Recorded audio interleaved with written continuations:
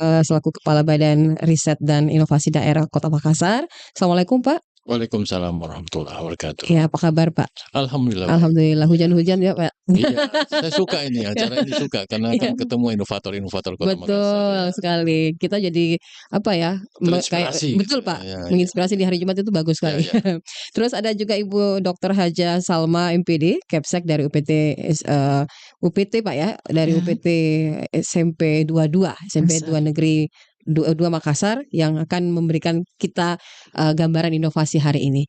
Dan tema pada hari ini kita akan mengangkat yaitu mengenal bengkel SMP Negeri 22. Nah, di sana ada apa? Pak Kaban, ada apa di sana, Pak? Ini saya penasaran juga. Penasaran ya? Ya, makanya kan saya tertarik. Saya kayaknya menunggu dari Jumat ke Jumat gitu. Iya. Ketemu lagi, apalagi inovasi yang Iya. ada di Kota Makassar gitu. Betul. Nah, Ibu Salma mungkin bisa memulai menceritakan sedikit ini, Bu. Memulai melakukan inovasi ini dan sebelumnya ini kenapa bisa tertarik ada inovasi di sana? Nah, terima kasih. Jadi ke bengkel, Iya. ke bengkel ya. Heeh. Pasti konotasinya orang apa sih ke bengkel? Iya, Pasti, apalagi di sekolah. memperbaiki mobil apa dan sebagainya. Pasti kan begitu. Iya.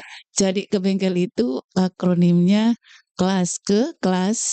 Bengkel itu benahi kesulitan belajar siswa. Benahi kesulitan belajar siswa. Oke. Jadi kami terinspirasi di situ. Kalau melihat keadaan siswa-siswa di berbagai sekolah, sekolah sebelumnya juga, Ya. saya terkadang miris ya. Ada apa sih siswa tingkat umpamanya kesulitan belajarnya? Iya. Kenapa dia tidak betah di kelas? Ada macam-macam perilaku dia lakukan, nakal di kelas. Ada apa? Iya. Ya, ada apa?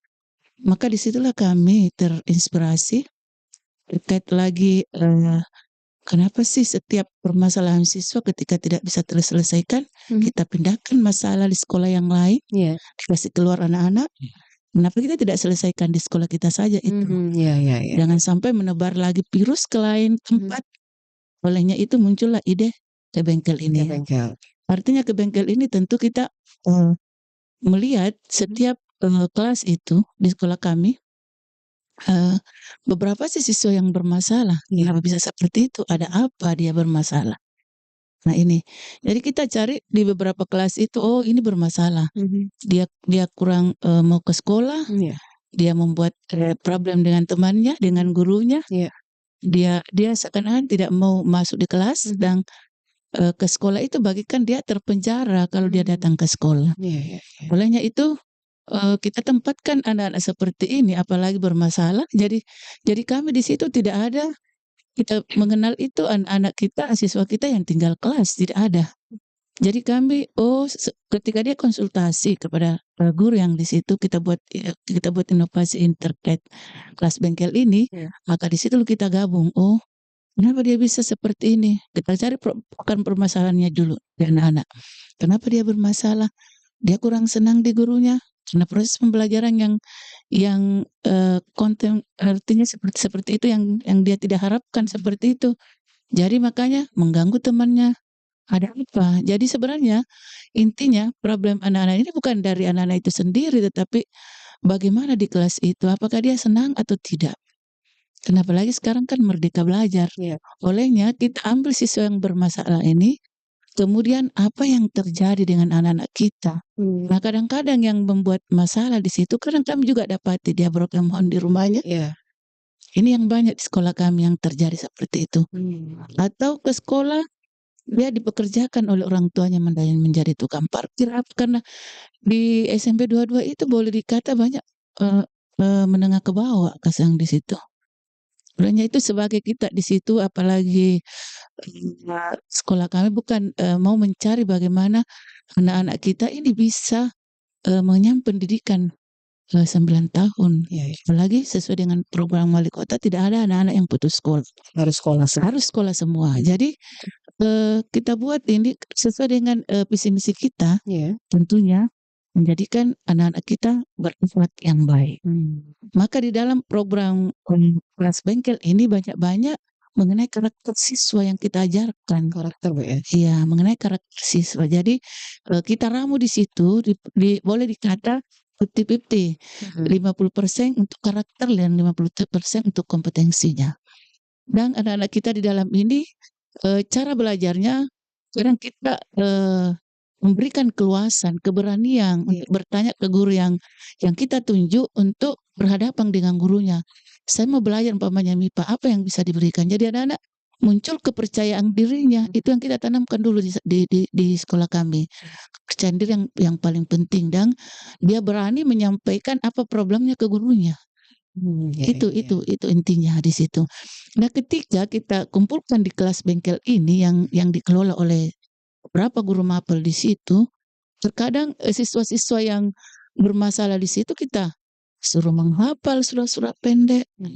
Kita seperti jadikan dia bagaimana dulu sholatnya bagus di situ.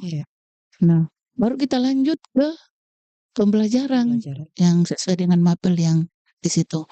Nah, ternyata siswa kita ini bukan bodoh, bukan apa, tetapi belum mendapatkan cara belajar yang baik ini.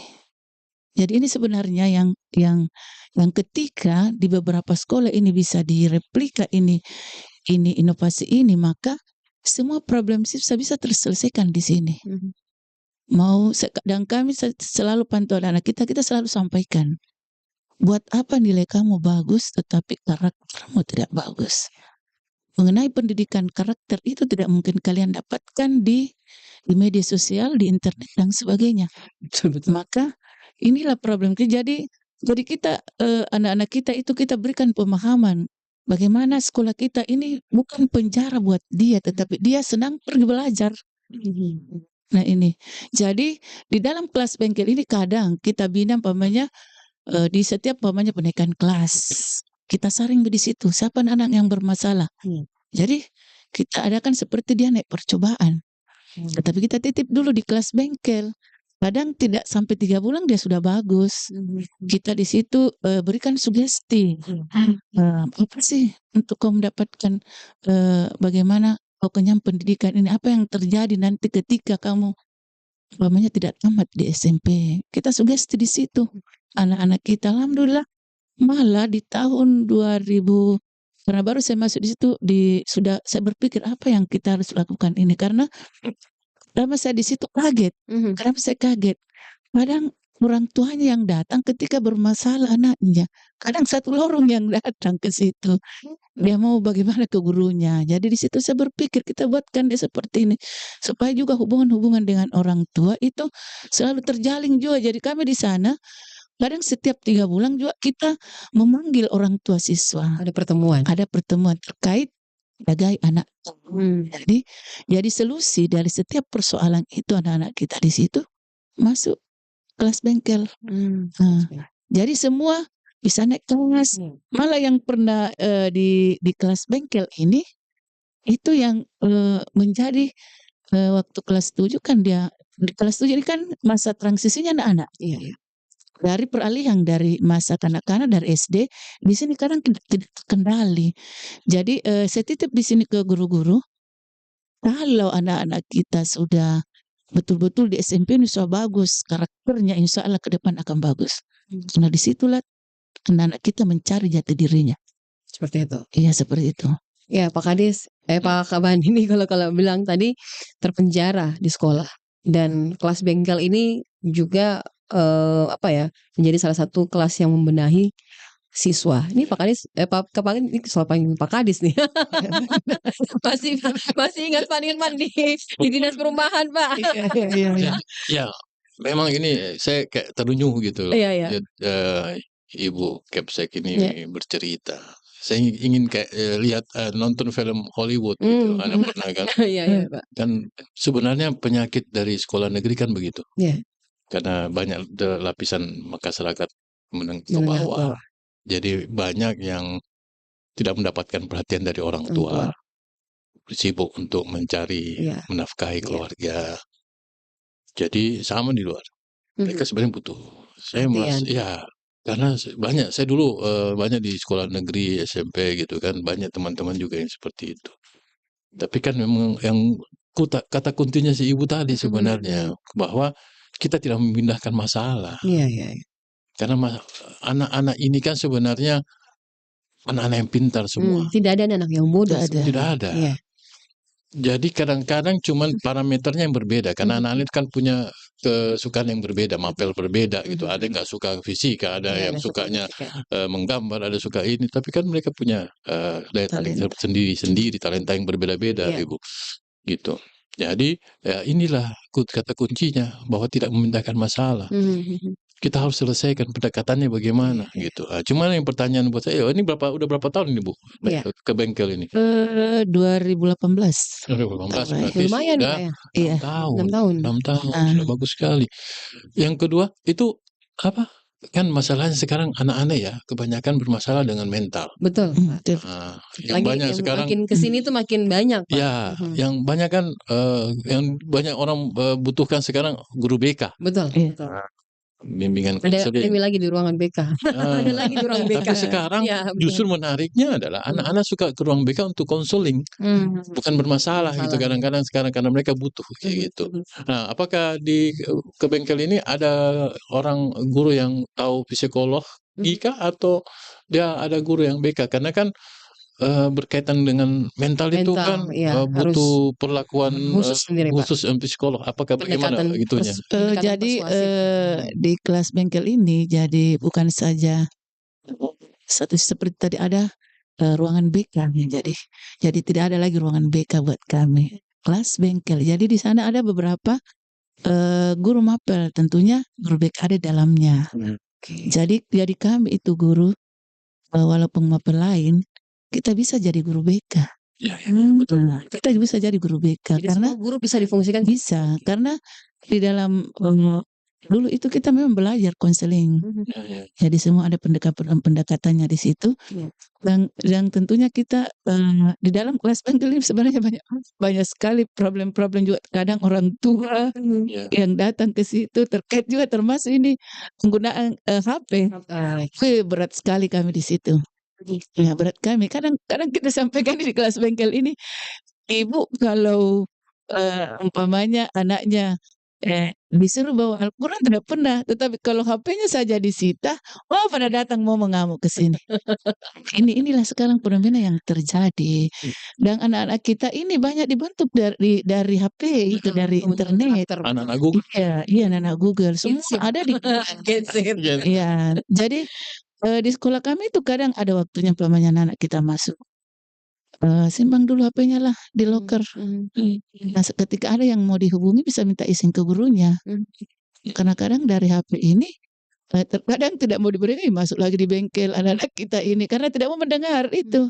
Besok dia bawa lagi HP-nya dengan berbagai macam trik yang bagaimana dia sembunyikan. Jadi itu kan salah satu karakter sering disampaikan, tidak mau mendengarkan.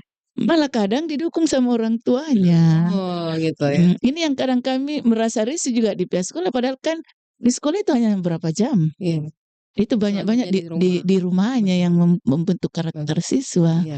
Kadang anak-anak yang bermasalah ini, kenapa kok bicara begitu ya? Yang pasaran kan namanya kelas bawah. Sedangkan orang tua saya begitu juga, Bu. Malah saya dikasih bangun dengan kata-kata yang notabene yang kasar-kasar itu, yang orang-orang Makassar biasa. Jadi kadang kita di situ menjembatani kasih orang tuanya, Nak ya. Ya, kadang kami lakukan di situ. Jadi banyak sekali memang inovasi juga yang kita lakukan di sana. Jadi kami itu di sekolah kami mengedepankan memang karakter di sana. Apalagi kita tahu bahwa di Talo itu tingkat kenakalan remaja itu paling tertinggi mungkin di Kota Makassar. Betul Bu, daerah Kalau sedikit saja perang-perangan, sedikit saja datang di depan sekolah dengan memanggil dengan melalui HP itu HP kadang sebentar itu alhamdulillah di sekolah kami tidak ada seperti itu lagi. Dengan kadang anak-anak juga kadang takut masuk di kelas bengkel. Nah, kadang takut, kami dimasukkan di kelas bengkel, padahal itu kan kami menyelesaikan masalah di situ. Dan alhamdulillah tahun 2021 malah anak-anak yang dari bengkel ini yang menjadi ketua OSIS, yang pernah datang di sekolah kami ada bengkel, ternyata di bengkel bagus dia memperbaiki. Kami ini tersadar dia masuk jalur undangan di UNAS. Jadi kami itu memantau siswa kami setelah di bengkel kemana ya.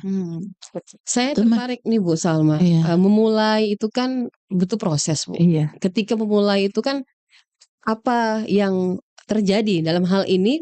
Apakah dari pasti ada tarik ulur nih ya Bu ya, dari pihak mungkin dari pihak guru-guru sendiri, atau pasti kan Pak ada nilai positif negatifnya, ada yang pro dan kontra. Apalagi tadi Ibu bilang bahwa di lokasi Ibu sendiri, lokasi SMP 22 ini kan kita tahu wilayah Talo itu seperti apa gitu. Itu bagaimana Bu Salma? Iya, yang jelasnya yang namanya pro dan kontra itu ada. Sampai hari ini? Sampai hari ini. Karena ketika ada kelas bengkel ini, artinya penyelesaian kasus itu kan di BK agak kurang. Ya, apalagi kalau kadang kita tidak sejalan juga dengan guru BK apa yang disampaikan kan anak. Dia terlalu mengacu ke teori. Itu yang kita kan mau apa pembuktian setelah anak-anak ini diproses. Nah, dan siapapun saya sampaikan kepada guru-guru kami di sini, silakan bagaimana caranya walaupun bukan guru BK, ayo kita masuk di dalam ini memperbaiki anak-anak generasi bangsa ini ke depan. Ketika apa yang kita lakukan ini ke depan dan berubah, dan ini yang paling dia ingat kita ini ya, siswa yang benar terbukti. Ternyata siswa yang bermasalah yang kita perbaiki ini yang paling ingat kita. Jadi kelebihan guru itu dimanapun kita berada ketika ada siswa kita yang menegur kita, alhamdulillah itu mungkin kelebihannya dari guru.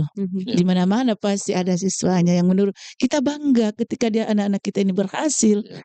Jadi yang kontra ya banyak juga yang kontra ketika melihat kerja-kerja kita. Dan ini setelah ada kelas bengkel yang dulunya siswa kami itu 600 siswa. Pertama saya masuk 600 siswa. Sekarang lebih 1000 karena animo masyarakat di situ. Kami cepat selesaikan ketika ada kasus. Jadi tidak pernah sampai keluar Bu ya? Enggak. Jadi kasus yang kadang kita selesaikan itu di kelas bengkel itu, kasus di rumah kadang dia berkelahi jam 12 malam di sini, dia pernah berkelahi di belakang sini, di kompleks belakang. Orang tuanya menyelesaikan di sekolah kami. Jadi kadang wah, biar persoalan tidak di sekolah kita selesaikan, begitu di sekolah kami. Masa ibu-ibunya bapak ibu membiarkan anaknya keluar. Jadi kadang kasusnya anak-anak kita selesaikan, orang tua kita selesaikan. Kadang kami berperkara sampai ke kepolisian dan kami tidak takut untuk menyelesaikan masalah di sini. Jadi kemudian yang kontra itu kadang setelah ada kelas bengkel ini tidak ada lagi nilai-nilai yang transaksi apa dan sebagainya, tidak ada. Yang kami berikan nilai di situ yang apa adanya anak-anak kita. Karena kadang, di situ, saya seperti ini, saya sudah begini, kenapa diberikan nilai saya seperti ini? Jadi saya selalu menyampaikan ke guru kami, persoalan nilai itu gampang, tetapi apa implikasi dari nilai itu? Nilai di atas rapor ini hanya tulisan. Tapi setelah diberikan nilai, apakah dia bisa bertanggung jawabkan dari nilai itu? Jangan kita terlalu menggampangkan memberikan nilai, tetapi ketika sudah proses, berikanlah nilai yang terbaik buat anak kita. Dan alhamdulillah semakin tahun siswa kami itu boleh dikata ya banyak sekali yang masuk di negeri. Karena kita melayani. Sekolah itu adalah pelayanan. Bagaimana masyarakat di situ bisa terlayani dengan baik dan orang tua merasa terbantu dengan apa yang kita lakukan di sekolah. Memang persoalan-persoalan di sekolah itu memang harus diselesaikan di sekolah Pak. Cuman terkadang kalau tidak tidak memungkinkan, ini kan biasa bawa keluar anak-anak yang kurang berkomunikasinya bagus, biasa disampaikan ke rumah. Nah, datanglah orang tua. Dulu kita zaman-zaman dulu kalau mau dipanggil BK takut Pak ya, takut bermasalah. Nah sekarang di generasi sekarang itu kita lihat banyak sekali problem yang terjadi di sekolah, dan itu biasa menjadi sasaran adalah guru, adalah guru dan sekolahnya sendiri. Pak Dirman mungkin ada mau ditambahkan? Nah, cuma yang menanyakan kira-kira selama 6 tahun ini Bu, ada enggak yang kayaknya susah ini? Tidak bisa solve problem gitu. Betul. Ada enggak Bu yang terjadi pada sejak 6 tahun ini? Ada yang kayaknya susah ini anak atau bagaimana gitu? Buat kami saya selalu sampaikan ke diri saya, ke guru saya. Di sinilah tantangannya menjadi guru. Mhm. Nah, ketika ada anak-anak yang bermasalah ini kita jadikan orang baik, Mhm. maka disitulah keberuntungannya. Dan kami tidak pantang menyerah. Tidak pernah kami Jadi nggak pernah ada nih Bu ya, semua selesai gitu ya. selesai. Jadi ketika kami tidak bisa menyelesaikan, maka kita panggil orang tuanya, begini, rumahkan dulu lah. Jadi itu efek dari corona dulu itu, Iya. kita bisa mengambil hikmah dari itu. Jadi dia belajar di rumah. Jadi dia laporkan itu setiap hari. Apa kegiatannya anak-anak saya nih? Oh, seperti dia membantu orang tua, masak, sholatnya. Nah, ketika dia sudah bosan lagi di rumah, ini kalau solusinya ini kalau tidak bisa kita selesaikan. Kembali dia sudah berubah. Jadi kita katakan ya beginilah Bu, kalau kita sendiri anak kita ini seribuan. Dia juga yang rugi. Iya. Dan menjadi juga kadang persoalan kadang orang tua datang mengamuk kepada kami. Dan kami selalu sampaikan kalau memang Bapak Ibu tidak percaya kepada kami silakan carikan sekolah di tempat lain. Dan orang tua berterima dengan apa yang kita sampaikan. Sudah dong. Tidak pernah ada yang pindah sekolah gitu Bu ya. Tidak ada. Alhamdulillah. Ini sekarang setelah kami lihat di data yang mau tamat ini yang kelas 9 ada sekitar 11 orang yang kita tidak dapat. Guru kami dia jelajahi dari lorong ke lorong cari, akhirnya dapat. Maka kami berikan lagi kesempatan kerja ini, tugasnya ini kita berikan ujian. Itu yang 11 ini ya Bu ya. Ya ada 11 Apa orang. masalah mereka sebenarnya Mas? Masalahnya Paling banyak apalah di antara misalnya perceraian orang tua. Dia tinggal di neneknya, kemudian tidak ada pekerjaan orang tuanya, dan ke sekolah kasang ada biaya. Betul. Saya kadang miris ketika saya disampaikan seperti ini, ada apa ya? Seperti inilah kita seharusnya kalau ada pihak-pihak yang berani cari anak seperti ini generasi. Dan saya selalu sampaikan pasti kalian mau ijazah kan? Iya. Pasti ujungnya. Kadang saya menangis melihat anak-anak seperti ini. Kadang kita kasih, tidak ada pakaiannya, kasih dia. Datang ke rumahnya, guru saya suruh guru saya coba cek di sana, pemulung Bu, tidak ada rumahnya, dia kontrak dengan orang tuanya, makan saja susah. Banyak terjadi di daerah Talok, di lorong-lorong sana. Daerah pesisir Bu ya? Bukan daerah-daerah di dekat sini, di lorong. Jadi oke lah nanti itu di inovasi kami selanjutnya ada seperti itu. Ada inovasi berikutnya itu yang menangani lagi seperti itu yang keluar dari sekolah lagi. Jadi sebenarnya kalau kita mau peka dengan keadaan di sekitar sekolah lah dulu. Kenapa kita tidak bisa peka? Anak-anak ini kasihan, kasih kesempatan walaupun dia ijazah SMP. Dan kami selalu sampaikan kepada jangan persulit orang tua, jangan persulit anak-anak kita. Nah, ketika inilah yang menjadi amal jariah buat kita ketika kita jadikan orang ini. Jadi itu yang kami lakukan. Kadang di secara logika di kurikulum tidak ada, tetapi secara hati nurani dan itu yang kami lakukan. Itu biasanya pengaruh dari keluarga ya. Ternyata memberi dampak dan efek yang sebenarnya kepada siswa itu terlihat sekali dampaknya. Karena ketika mereka sampai di sekolah terbebani juga dengan tugas, terbebani tadi yang Ibu katakan bahwa siswa ini kayak terpenjara di sekolah. Jadi konsep seperti benahi kesulitan siswa atau bengkel ini menjadi salah satu bentuk inovasi yang dilakukan oleh SMP Negeri 22 yang menurut saya ini bagus direplikasi Pak oleh sekolah-sekolah lain. Karena kita lihat begini Pak Nirman bahwa banyak sekali anak-anak di luar sana yang mungkin sebenarnya masih ingin sekolah Pak. Tetapi ketika dia bermasalah, dia takut ketika masalah itu tidak bisa terselesaikan dan ujung-ujungnya saya harus keluar lagi gitu. Nah ini yang sebenarnya tidak dipikirkan, baik itu maaf ya Bu, konteks di kepala setiap pengajar itu kan beda-beda. Kecuali kalau memang dia punya niat melakukan perubahan pada siswa-siswa sendiri, seperti yang dilakukan oleh Ibu Salma sendiri di lokasi SMP Negeri 6 gitu. Iya. Jadi intinya menjadi pimpinan di sekolah itulah tugas dan tanggung jawab kita, memberikan pengaruh yang baik kepada guru. Alhamdulillah awal-awalnya memang banyak sih tantangan, banyak sekali tantangan yang saya dapatkan. 6 tahun ini bukan? Iya. Ya, Ya kadang saya pernah dibuatkan tanda tangan supaya saya tidak jadi kepala sekolah di sana, tetapi itulah untuk perjuangan saya. itu tahun keberapa Ibu bikin ke bengkel itu dari pas Capsek setelah Dari Pergantian. 2016 kan pergantian Capsek saya masuk. Ibu Berarti masuk setahun. 2 tahun. Iya. 2 tahun setelah itu 2 Ibu tahun ya, memandu. Iya, saya adukan di situ, launching di situ di 2018 tapi saya selalu berpikir, saya pernah memang berinovasi dengan, kegiatan lain, oh tidak cocok di SMP 22 ini, yang cocoknya begini. Jadi sebenarnya inovasi itu kita lihat, problem apa yang banyak terjadi artinya kita sesuaikan dengan sekolah kita di mana berada. Berarti Bu Salma ini membaca situasi, Pak. Iya. Situasi di sekitaran sekolah, termasuk lingkungan sekitar, Pak ya. Iya. Jadi inovasi itu kita harus sesuaikan di mana lingkungan kita. Oh, cocoknya saya di sini. Yang paling penting yang dibutuhkan oleh siswa, terutama masyarakat di sana. Oh ini. Jadi kami tetap bangun dengan apa yang ada di sekitar sekolah kita. Jadi di sekolah kami itu yang berperan dalam pendidikan itu bukan saja guru atau Capseknya di situ, tapi masyarakat yang ada di situ. Seperti ketika anak-anak kami di luar, tentu itu adalah tanggung jawab masyarakat. Coba deh lihat anak-anak kami di sana, fotokan kami ketika ada bermasalah di luar. Dia kirim ke saya, besok kita tangani walaupun bukan di sekolah kita yang terjadi persoalan itu. Seperti cepat, ya ada tawuran di luar. Oh cepat ada saya suruh personil saya cepat tanggap ke sana. Oh tidak ada di SMP 22. Jadi problem yang terjadi di luar itu kita selesaikan juga di sekolah. Sebenarnya kuncinya Iya. di Capsek dan guru itu sebenarnya proaktif. Iya, betul. Proaktif Karena memang sebenarnya waktu kita SMP ya, Betul, Pak. SD, SMA gitu.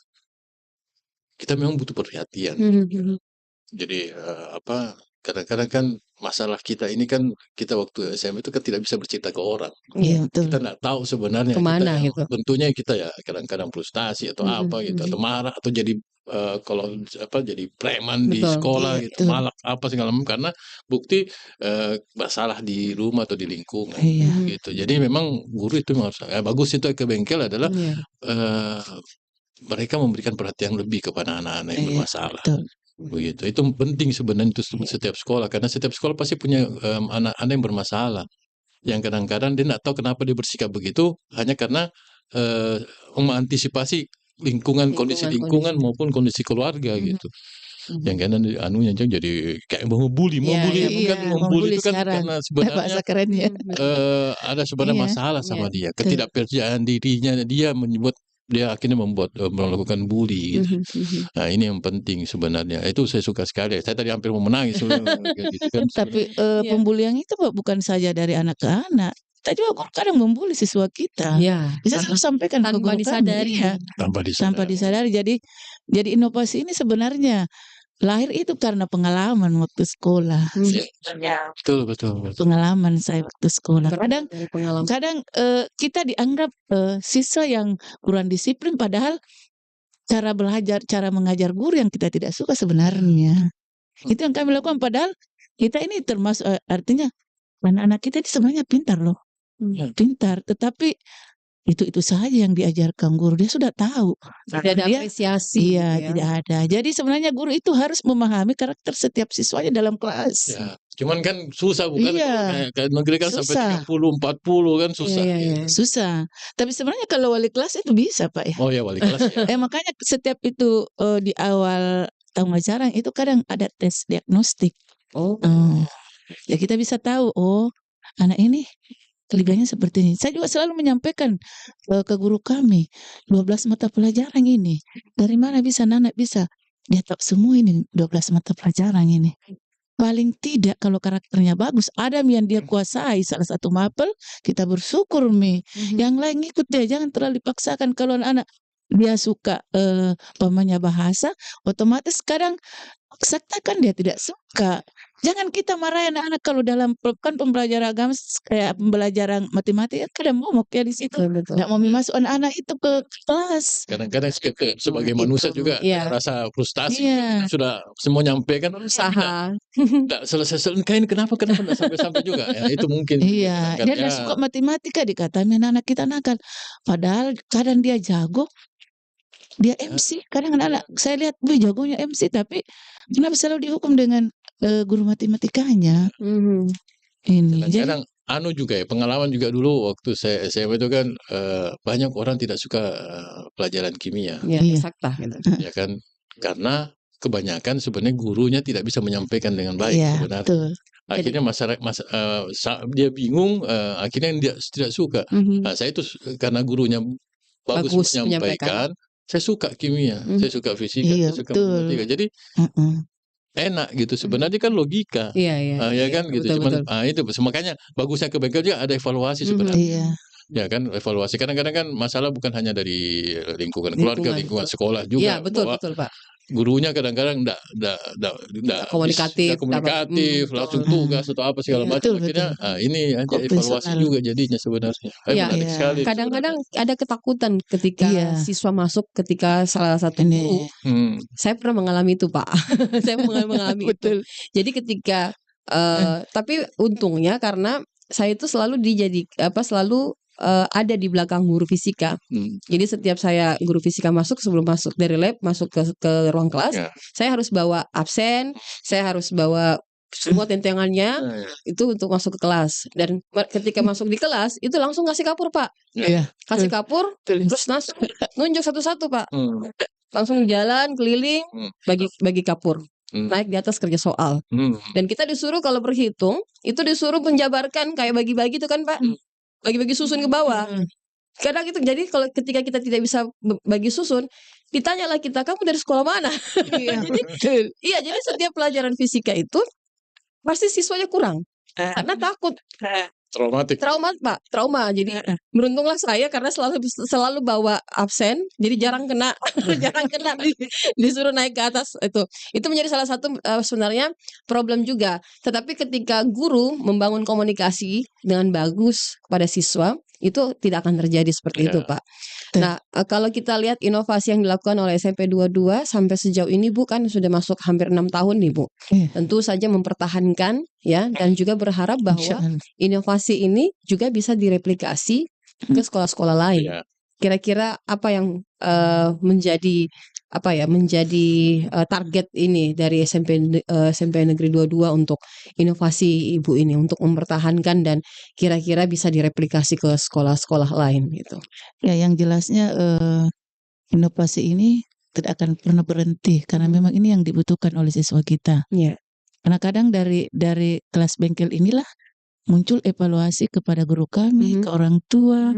Ada ide-ide dari sini.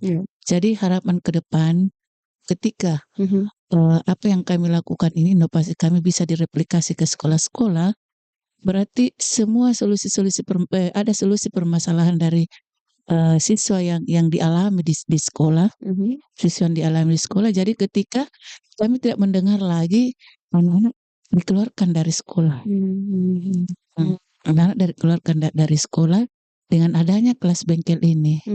Ya, jadi kesulitan belajar siswa bisa teratasi. Olehnya itu harapan kami ke depan, tentu kami berterima kasih kepada Badan Riset Inovasi Daerah yang memfasilitasi kita berada di Cari Mas Resam ini.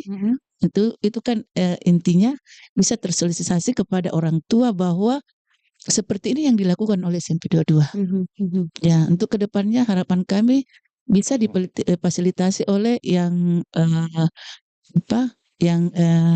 yang terkait seperti Dinas Pendidikan untuk bisa direplikasi ke sekolah-sekolah lain sehingga semua terselesaikan di sekolahnya, jangan pindahkan ke sekolah yang lain. Karena pernah kami dapati, tahun lalu kami dapati anak-anak ini atlet kan pasti punya kelebihan. Karena tidak sering masuk belajar, dianggaplah dia bermasalah. Saya kira kan bukan permasalahan, dia punya talenta, dia punya mengharumkan sekolahnya. Jadi dia membawa nama sekolah. Kenapa kita tidak hargai? Kenapa kita berikan nilai yang bisa membuat dia semangat lagi? Maka pindahlah ke sekolah kami. Ternyata ini ada anak atlet. Dan kami selalu sampaikan kepada guru kami, ketika siswa kita sudah mengharumkan nama sekolah, jangan pernah tidak memberi penghargaan dengan nilai yang bagus. Kan itu intinya kan anak, ada kelebihan yang diperlihatkan. Saya bisa begini, ini nanti bekal hidupnya ke depan. apresiasi itu mungkin kurang, Pak ya. Iya, Ketika harus apresiasi. ketika siswa berprestasi atau seperti apa ini, Pak? Saya sebenarnya banyak ada dilema sebenarnya di sini kan. Kalau dia berprestasi olahraga, tidak harus otomatis dia harus bernilai baik di mapel yang lain, betul. Ya, cuman mungkin sekolah harus mempunyai effort lebih tinggi lagi kepada mereka untuk memberikan pelajaran pada saat waktu kurang apa sih treatmentnya dia bagaimana, karena kan dia udah capek juga, harus latihan, harus ada waktunya untuk mencapai itu ya prestasi itu. Jadi harus ada dikasih waktu. Cuman memang ya kendalanya kan biasanya guru-gurunya waktunya lagi gitu kan, karena menyesuaikan. Iya gitu, karena ya kebanyakan begitu sih. Kebanyakan saya lihat orang-orang yang berprestasi begitu. Saya dulu anak saya juga ikut olimpiade gitu kan, untuk mata pelajaran tertentu.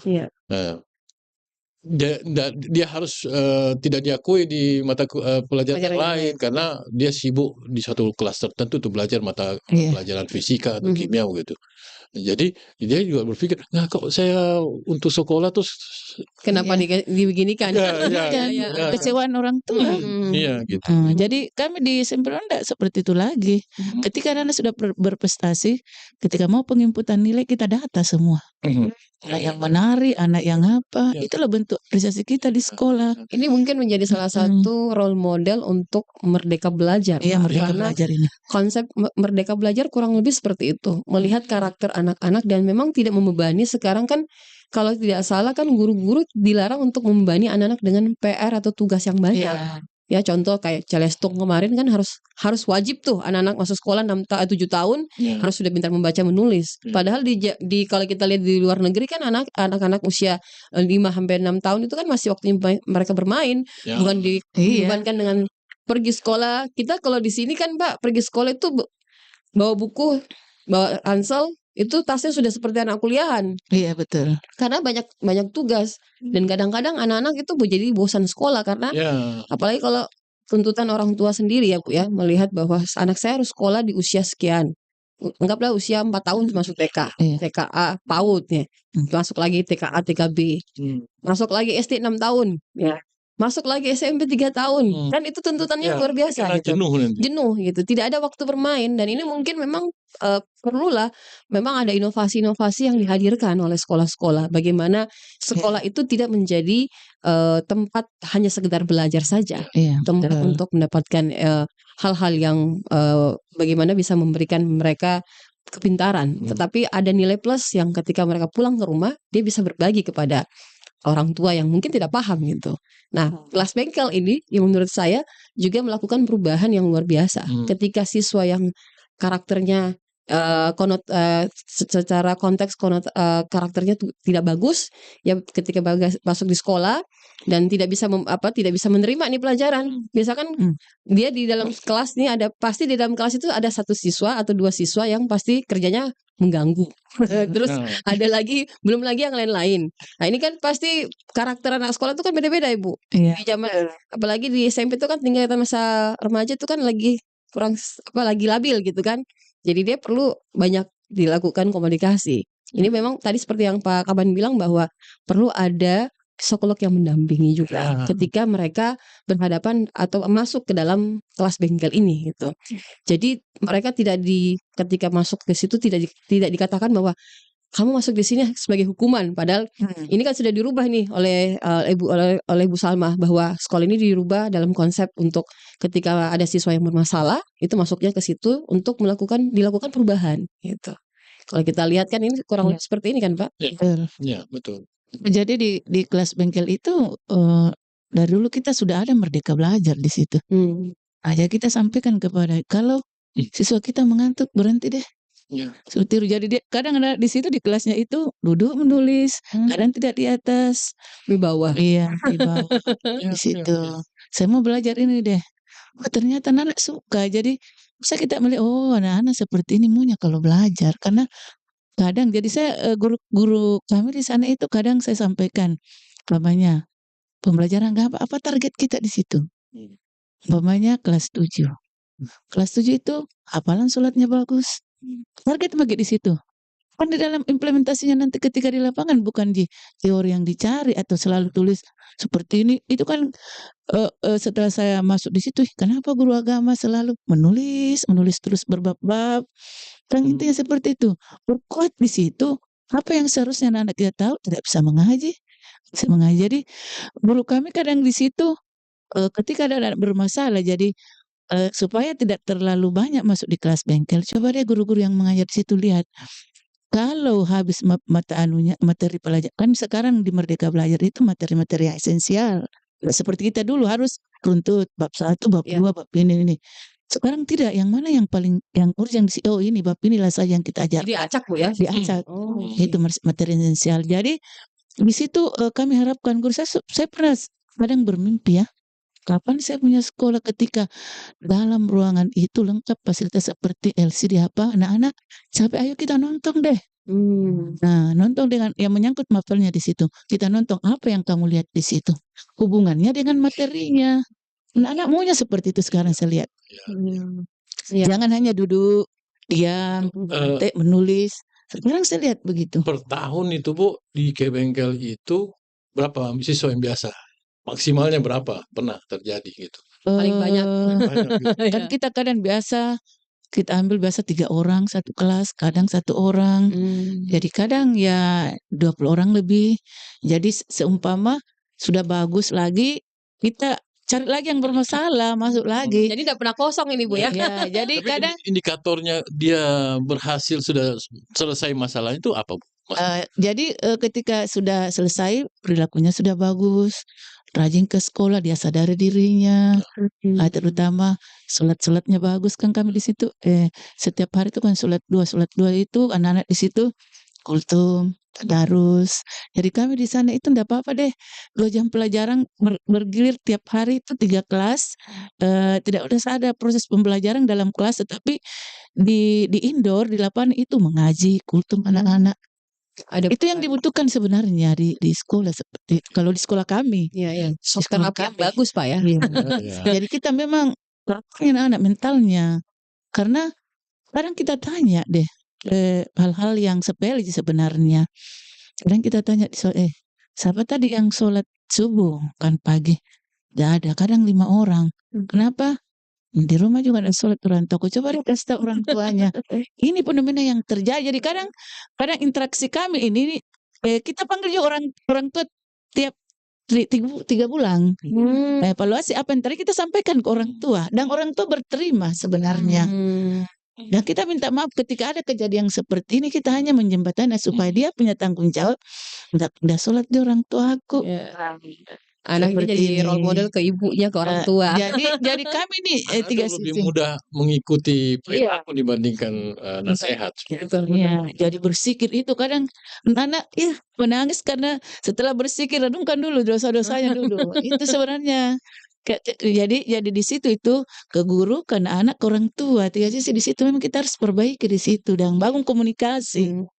Ini yang dilakukan SMP 22 Pak, kalau saya bisa mengambil benang merahnya bahwa mereka betul-betul melakukan dan membangun komunikasi. Jadi ketika komunikasi 3 arah nih kan, ada siswa, ada orang tua, ada guru, ini kan baru ketahuan nih titiknya kemana ini kan. Kalau hanya 2 saja, guru dan murid atau siswa, itu agak susah.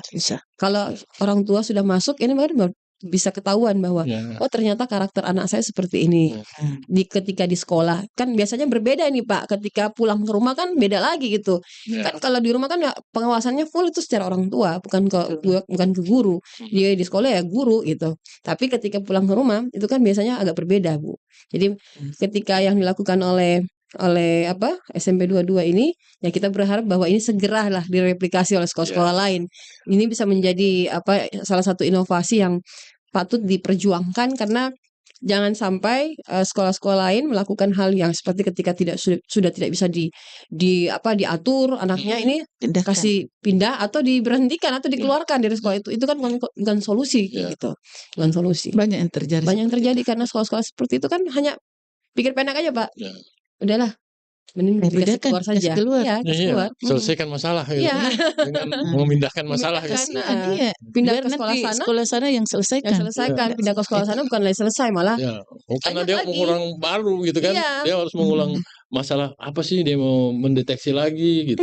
Membaca Kalau situasi kita kan lagi. iya gitu. Bisa saja bertambah lagi. Iya, Bertambah Betul. mengajak karena teman-temannya. iya Gitu. gitu. Ya kan, hakikatnya pendidikan kan tim perbaikan anak kita ke depan. Betul. Lulusan-lulusan kita menjadi orang-orang yang hebat kan begitu. Ya.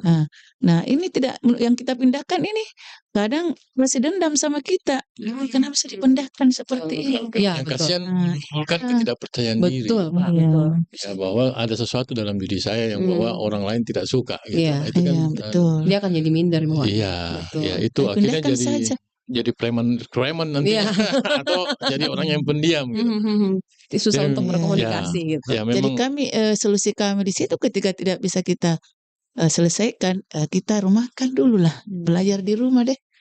Nah, tetapi setiap hari dipantau. ada laporan pantauan, orang ya. tua yang melaporkan apa kegiatan anaknya. Ya, ya. Ya, bagus nih. Nah, Ya, kita berharap Pak ya bahwa SMP 22 ini punya inovasi bisa direplikasi lah sekolah-sekolah lain, karena saya juga dan masyarakat Kota Makassar maupun mendengar dan yang nonton kita di channel YouTube ini juga kita berharap bahwa mereka bisa nih ketika zonanya kan ini udah masuk ini PPDB sebentar lagi Pak.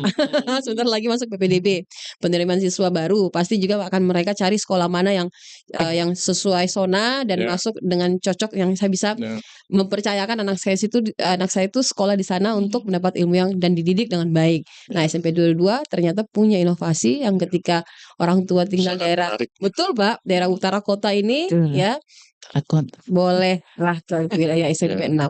SMP 22 maksud saya, SMP 22. SMP 22. Jadi bengkel-bengkel ini kita terbantu juga dengan ada kami bentuk di situ tim investigasi. Jadi tim investigasi ini kami rekrut biasa kan dari luar, ada pegawai di situ. Jadi problem yang ada di sekolah dia pantau, baik pungli apa semua dia dapat. Dari guru dari mana, dari luar juga dia dapat. Nah, kita kasihan kadang anak-anak di utara ini sudah masuk dia di ranah perdagangan anak. Ya, trafficking. Ya, trafficking. Ada kadang dia dapatkan ya grup-grup mami-mami begitu. Grup WhatsApp ya. Ya, jadi kami di sini tim investigasi ini yang memberikan informasi kepada kami. Inilah kita artinya bina di kelas bengkel kadang. Jadi anak-anak kita yang bolos-bolos di luar dia dapatkan semua. Anak utara kota. Iya. Kadang 1 bulan ini tidak didapat oleh orang tuanya, kasihan. Ini yang banyak yang terlihat perempuan. Iya, dia dijual di luar. Ada maminya, semua tidak bisa dapatkan. Jadi sebenarnya ini problem ketika kita sebagai pimpinan itu harus peka dengan penyakit masyarakat yang ada di bawah yang melibatkan siswa kita. Cocok ini program dengan program menjaga anak. Iya, betul Pak. Kan Betul. gitu Bisa kan. Banyak berkesinambungan Pak ya. Ya. Saya titip di mungkin bisa direplikasi ke sekolah-sekolah, harus ada tim. Kami SOP-nya Bu. Jadi nanti kan Iya, kan bantu. SOP. bagaimana kira-kira apa Iya. yang dibutuhkan. Harus ada tim Bagaimana prosesnya, investigasi gitu baik masalah di dalam sekolah, masalah di luar sekolah, karena akan berentetan masuk. Intinya pantang menyerah. Betul. Enggak, saya tetap gitu kan enggak, maksud saya nanti tim yang di bengkel ini dia harus pantang menyerah. Betul. Iya. Dia harus mengejar masalahnya sampai selesai. Betul. Karena kalau tiba-tiba sudah enggak bisa selesai. Kalau setengah-setengah ya sudah karena akan selesai kan gitu. harus Karena biasa banyak ancaman dari orang Iya, tua. Iya. Tapi kami tidak pernah takut kalau kita benar. Kadang orang tua, tunggu misalnya polisi kesini make. Iya. Diselesaikan Pak. Banyak saya mendapatkan ancaman-ancaman kan. Kayak intimidasi. Iya, ya. intimidasi. Jadi ini SMP 22 ini juga punya intel Pak. Ada deh. Punya intel, Harus punya begitu. tim reserse yang secara langsung paling tidak ya gitu. mengamati Pak. Karena kan begini, dia mengumpulkan istilahnya masalah. Iya. Dari itu kan ada evaluasi. Iya, bermasalah. Nah, ini yang jadi akhirnya terjadi investigasi itu. Iya, gitu. Sangat menarik Ibu Sangat inovasi kali ini yang dilakukan oleh SMP 22 dan ya kita berharap bisa direplikasi dan setidaknya ini bisa sesegera mungkin lah, mungkin nanti dibantu oleh Pak Kaban. Pak Kaban ya. Ya, saya berharap. Ya. Karena Pak Kabang ini keren sekali.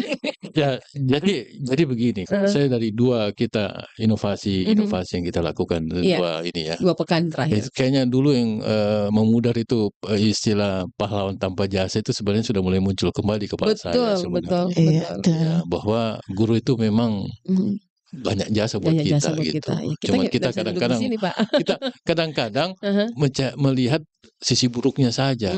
Sama kita manusia sebenarnya. Kita juga pejabat SNS, ASN juga banyak yang buruk gitu kan. Tapi kan tidak semua gitu. Guru pun begitu sebenarnya.